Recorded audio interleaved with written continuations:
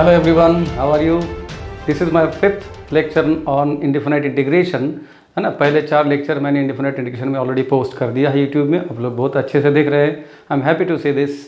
और ये fifth lecture में मैं इंडिफिनिट इंटीग्रेशन जो ट्रिग्नोमेट्रिक सिंप्लीफिकेशन पे बेस्ड जो इंटीग्रेशन है उसका ये सेकंड लेक्चर है, ठीक है ना। तो लेक्चर 4 और लेक्चर 5 मिलाकर ट्रिग्नोमेट्रिक सिंप्लीफिकेशन के बेस्ड जो इंटीग्रेशन के प्रॉब्लम्स है वो कंप्लीट होते हैं। उसमें फार्मूले भी शामिल है, तो आप लोग बहुत बढ़िया तरीके से इसको रिस्पॉन्ड कर रहे हैं और इसको सीख रहे हैं। I am happy to know this. Trigonometric simplification को मैंने टाइप बी करके डिनोट किया था, तो टाइप बी में सेकेंड लेक्चर के प्रॉब्लम बस जल्दी शुरू कर रहे हैं students. So this is the 7th example from trigonometric simplification.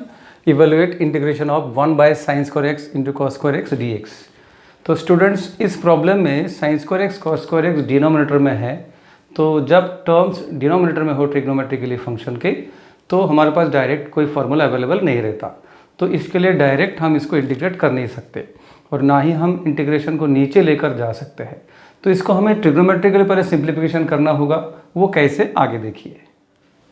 So this problem can be solved by 2 different methods, and I think I should give both the methods here. The first method is 1 in the numerator is to be converted as sin square x plus cos square x। आप जानते हैं कि sin square x plus cos square x is equal to 1। तो यहाँ पर हम क्या करने वाले, ये 1 के बदले में हम लिखने वाले हैं sin square x plus cos square x इस तरीके से। ओके, तो 1 के बदले में ये लिखने के बाद अब हम सेपरेट करने वाले हैं। तो first term in the numerator divide by D plus second term divided by D. तो ये सेपरेशन इस तरीके से होगा स्टूडेंट्स। तो ये सेपरेशन के बाद कुछ टर्म्स ऑब्वियसली कैंसिल हो रहे हैं। तो sin square x and sin square x get cancelled, cos square x and cos square x here get cancelled। So which are the terms left, वो हमें डायरेक्टली लिखना चाहिए। यहाँ पर बचता है 1 by cos square x। तो 1 by cos square x मतलब हमें लिखना चाहिए sec square x। तो this is sec square x directly, plus here this is 1 by sin square x। 1 by sin square x is cosec square x। So this is cosec square x।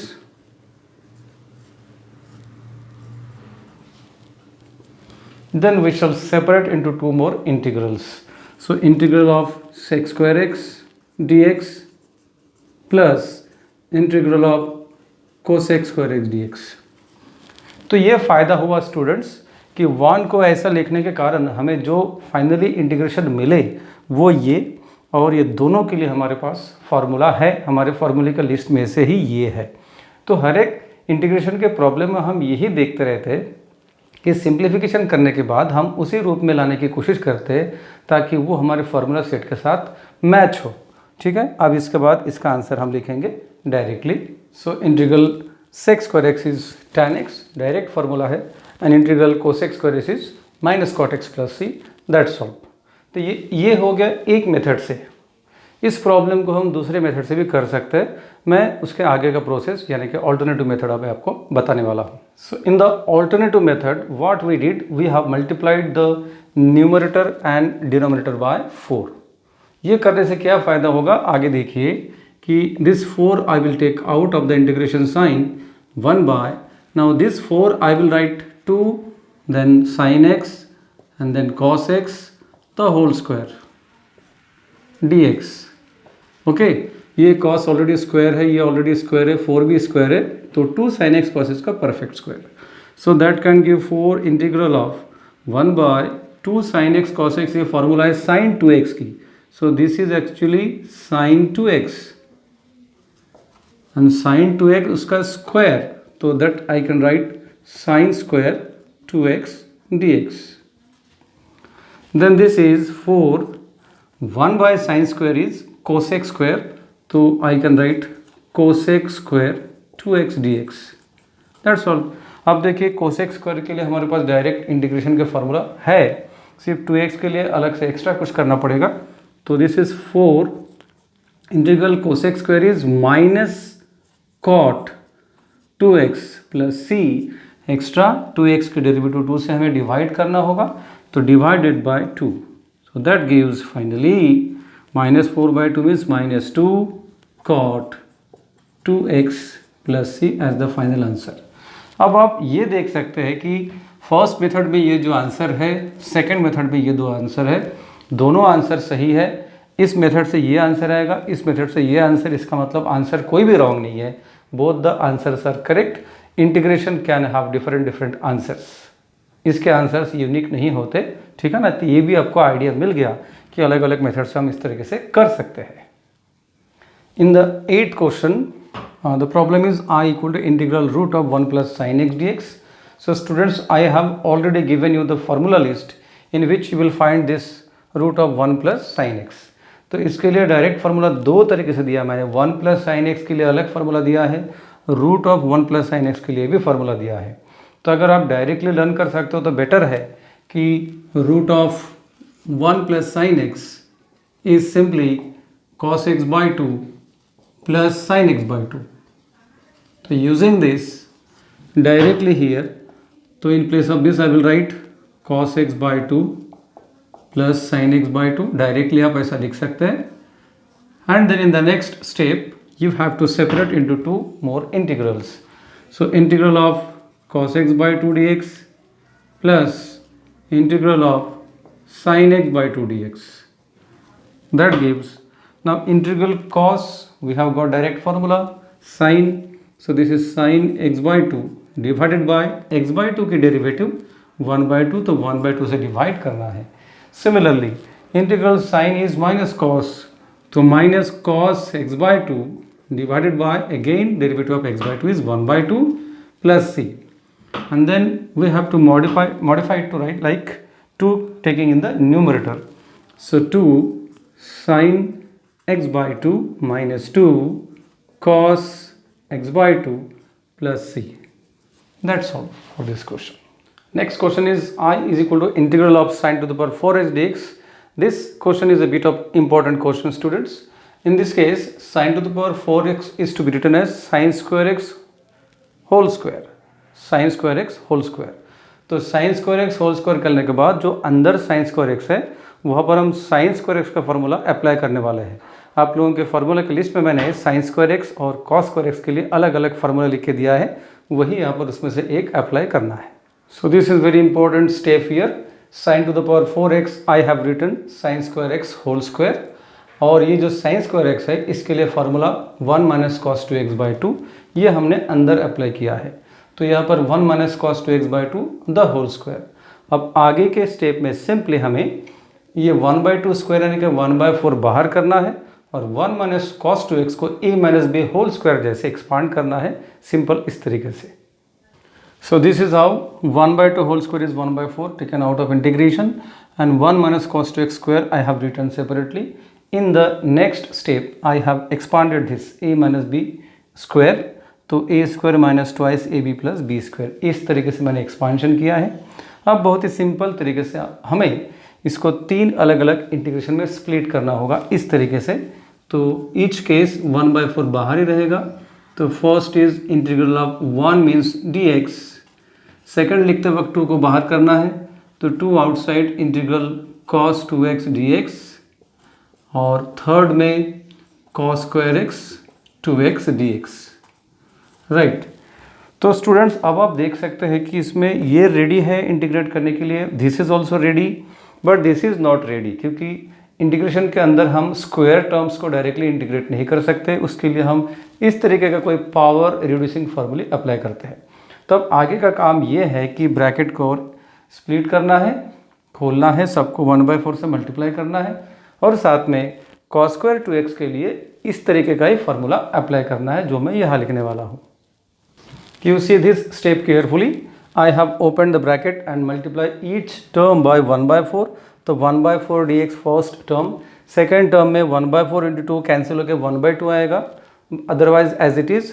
Last term में 1 by 4 तो आ ही गया multiply करके, and additional thing and important thing what I did here कि cos square 2x is 1 plus cos 4x by 2, इस तरीके से इस proper फार्मूले हमने अप्लाई किया है। अब उसके आगे लास्ट इंटीग्रल को भी दो और इंटीग्रल में स्प्लिट करना है इस तरीके से। Well now all the integrals are easily integrable, तो नेक्स्ट स्टेप में हम इसका इंटीग्रेशन निकाल सकते हैं।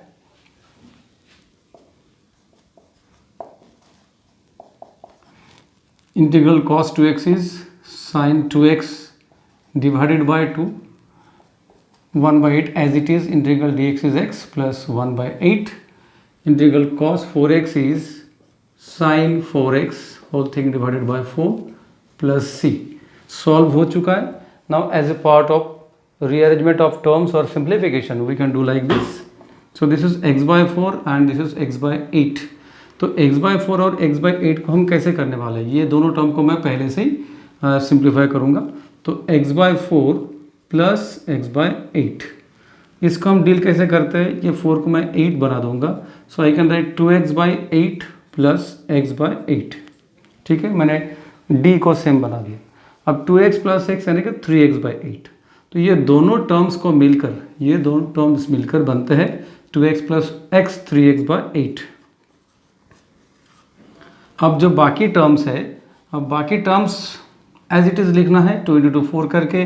तो minus sign 2x divided by 4, और ये जो लास्ट टर्म है 1/32 sine 4x plus c। That's all. So this is a very important question. Solution भी बहुत ही इंटरेस्टिंग है। ये एग्ज़ाम में बहुत बार पूछ चुके हैं, अलग अलग एग्ज़ाम में। आप इसको ज़रूर प्रिपेयर कीजिएगा, प्रैक्टिस कीजिएगा। 9th क्वेश्चन के लिए कंप्लीट सॉल्यूशन एक बार मैंने स्क्रीन पे रखा है, आप पूरी तरीके से देख लीजिए एक बार। इसको पॉज करके आप नोट डाउन कर सकते हैं। Next question is integral of cos x upon 1 minus cos x। This question also you can solve by 2 different methods, लेकिन मैं उसी मेथड से सोल्यूशन दूंगा जो आपके लिए ज़्यादा फ़ायदेमंद है। वो है taking advantage of conjugate of denominator. तो ये d में जो 1 माइनस cos x है, इसका कॉन्जुगेट है 1 प्लस cos x। तो ये 1 प्लस cos x से हम n और d को मल्टीप्लाई करते हैं। ये एक बहुत ही पॉपुलर और बहुत ही सूटेबल मेथड है। इस मेथड से आगे ऐसे हम करने वाले हैं। So in this way I have multiplied n and d by its conjugate. So you can see the terms like this. Now the result of this will be, I will multiply the numerator like cos x plus cos into cos, cos square x. In the d, 1 minus cos x into 1 plus cos x, a minus b into a plus b is a square minus b square, means you will get 1 minus cos square x. And 1 minus cos square x in the next step will be sin square x. So at present n as it is cos x plus cos square x, and here 1 minus cos square x is sin square x dx. What we have to do in the next step? We have to separate out first term by denominator plus second term by denominator. That I will do here. So I have splitted the integral into 2. I have divided the numerator by the denominator. So these are the terms. इसमें ये part बहुत ही important है। जब भी आप in future भी कभी भी cos बाय साइन स्क्वायर देखेंगे तो हमेशा ऐसे ही करना है। तो cos बाय साइन स्क्वायर को आपको ऐसे लिखना है कि cos x by sine square x is equal to 1 by sine x into cos x by sine x। ठीक है, ये जो साइन स्क्वायर को साइन टू साइन और ये कॉस है ऐसे, तो हमेशा आप ऐसे ही लिखेंगे। इसका फ़ायदा ये है कि 1 by sine becomes cosec x and cos by sine becomes cot x. ठीक है, और ये कोसेक एक्स कॉट एक्स हमारे लिए स्टैंडर्ड फॉर्मूले में से है। So we always prefer this. तो जब भी ऐसा कोई टर्म दिखे आपको ऐसा ही क्रिएट करना होगा। So here cos x by sin square x is cosec x cot x. In this way I will write it here directly, cosec x into cot x plus ये टर्म जो है ये अब आपके लिए cos square x by sin square x is cot square x dx। तो cot square x को deal करने के लिए हमारे पास मेथड है। मैंने पहले ही बताया था कि cot square को सॉल्व करने के लिए we express it as cosec square x minus 1। So in the next step, this is cosec x into cot x as it is. I should write dx here. dx plus integral cot square x is cosec square x minus 1 dx, and then integral cosec x into cot x dx plus again split into two integrals. So integral cosec square x dx minus integral of dx. Now all are easily integrable, सारे के सारे हमारे फॉर्मूले list में से ही है. So take the advantage of that. So this is minus cosec x. Answer of this part is minus cot x. Answer of this is minus x plus c. That's all. So this is the complete integration. So by means of this question, what I have explained especially, whenever you get terms like 1 minus cos x, तो preferable solution ये है कि multiply n and d by its conjugate. Next question is integral of sin to the power 4 2x plus cos to the power 4 2x upon sin square 2x into cos square 2x. Very important question as can be seen. तो इसमें difficult दिखता होगा लेकिन difficult है नहीं. Simply we have to separate into two integrals. ये first term upon denominator plus second term upon denominator, वो हम इस तरीके से करते हैं. So in this simple way you have to distribute into two factors. Next step में हम दो अलग अलग इंटीग्रल में स्प्लिट करेंगे और साथ में ये जो टर्म्स है जो कैंसिल हो सकते हैं वो हम कैंसिल करेंगे. सो अब देखिए, this is integral of sin square and sin square from here get cancelled. I will get sin square upon cos square. So sin square 2x divided by cos square 2x plus this gives cos square and cos to the power 4 here in fact. So cos square and cos square get cancelled. Cos square is remaining in the numerator. So cos square 2x divided by sin square 2x. So I have first simplified, then I will split into two integrals. So sin square by cos square tan square 2x dx first integral and cos square by sin square cot square 2x dx second integral. और ये situation हम पहले बहुत बार deal कर चुके हैं कि जब भी tan square रहे या cot square रहे, we express it as sec square minus 1 and here cosec square minus 1. So this is how I have applied the formula at both the places. Now split into four integrals. So this I can write integral sec square 2x dx minus integral dx plus integral cosec square 2x dx minus integral dx. Now all are in the standard form as per the standard list. So this is tan 2x divided by 2 minus x integral cosec square is minus cot 2x divided by 2 minus x plus c.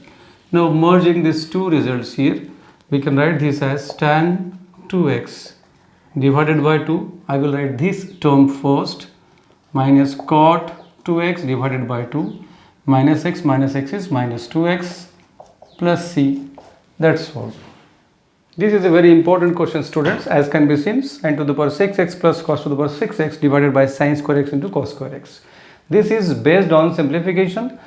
This I have to express as cube and this one also I have to express as cube. So these two terms I will express as a cube plus b cube. फिर a cube plus b cube को हम लिखेंगे कैसे?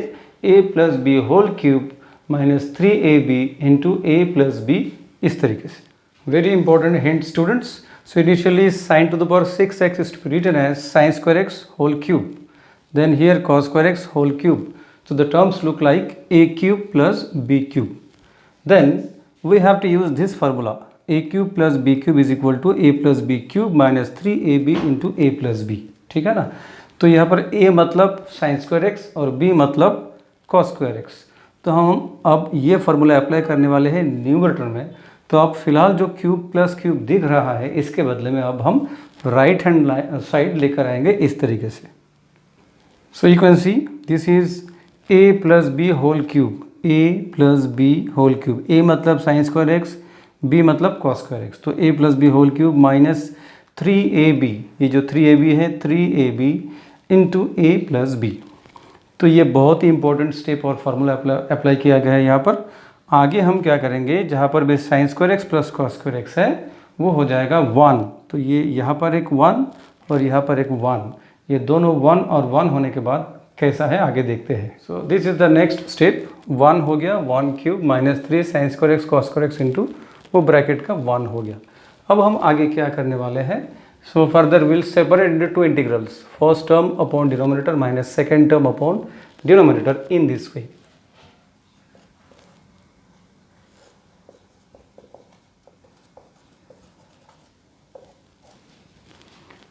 तो आप देख सकते हैं कि ऐसे दो इंटीग्रल बनते हैं।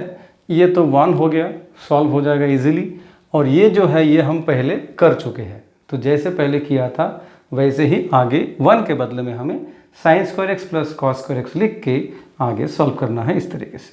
तो स्टूडेंट्स आगे के जो स्टेप्स है मैंने पहले प्रॉब्लम में कवर कर लिया था, इस कारण से डायरेक्टली आपके सामने प्रेजेंट कर रहा हूँ। तो ये 1 के बदले में sine square plus cos square ये एज इट इज़, फिर स्प्लिट करेंगे ये टर्म अपन दोनों मिला के साइन स्क्वायर कट होके 1 by cos square x cut होके 1 बाय साइन स्क्वायर एक्स, बाकी as it is. Next step में 1 by cos square x sec square x एक सेपरेट इंटीग्रल बना दिया, और ये 1 by sine square x cosec square x एक सेपरेट इंटीग्रल बना दिया, ये एज इट इज़। और ये तो स्टैंडर्ड रिजल्ट्स है, इंटीग्रल सेक स्क्वायर एक्स यानी कि tan x और इंटीग्रल कोसेक स्क्वायर यानी कि minus cot x minus 3x plus C. That's all for this question students, and this is very important for you all students, assignment for you on the same topic. तो यहाँ तक मेरा जो trigonometric function पर based जितने भी मैंने integration लिए हैं प्लस ये असाइनमेंट्स, तो 11th क्लास का जितना पोर्शन है आप समझ लीजिए कि 11th क्लास का पोर्शन यही तक है, या फिर जो लोग 12th क्लास में है उनके लिए ये बेसिक है। ये बेसिक बेस अच्छे से बिल्ड होने के बाद ही आप इसके आगे का जो पोर्शन है वो है कंपोजिट फंक्शन पे बेस्ड इंटीग्रेशन, वही आप कवर कर सकते हो। यहाँ तक अगर आपका बेस ठीक नहीं है, अगर आप 12th में भी हो या आगे 12th क्लास में पढ़ के मिड सेशन पर भी चले गए और यहाँ तक आपका बेस ठीक नहीं है, तो आगे आप कवर नहीं कर पाओगे। जो भी स्टूडेंट्स सोचते हैं कि I am weak in integration, I can not cover up, मुझे नहीं समझ में आ रहा कैसा है, उनको मेरे लेक्चर 1 से सारे लेक्चर देख के साथ साथ में प्रैक्टिस और लर्न करते जाना पड़ेगा, तो आपका प्रॉब्लम गारंटेड सॉल्व हो जाएगा। तो यहाँ तक आने के बाद प्योर अब नेक्स्ट लेक्चर से lecture 6 onwards will be exclusively for 12th standard students. मेरे कलेक्शन किसी भी टेक्स्ट बुक से मैच नहीं करेंगे, तो ज़रूरत बिल्कुल भी नहीं है। ये फ्री हैंड इंटीग्रेशन है, आप ये पढ़ने के बाद किसी भी बुक से कोई भी इंटीग्रेशन ठीक से अगर आप पढ़ोगे तो वहाँ के जो क्वेश्चन है आप सॉल्व कर पाओगे। That's all my dear students for this lecture. यहाँ तक आप जितना कुछ सीखे हो बहुत अच्छे से प्रिपेयर करके आगे बढ़ते रहिए, प्रिपेयर करते रहिए, प्रैक्टिस करते रहिए, मैथ्स के साथ अपना नाता बढ़ाइए और ज़्यादा से ज़्यादा समय दीजिए मैथ्स के पीछे। प्रैक्टिस करे बिना आप आगे बढ़ना बहुत मुश्किल है, ये जान लीजिए। तो ऑल द बेस्ट स्टूडेंट्स, बहुत अच्छे से प्रैक्टिस कीजिए। All the best once again, see you.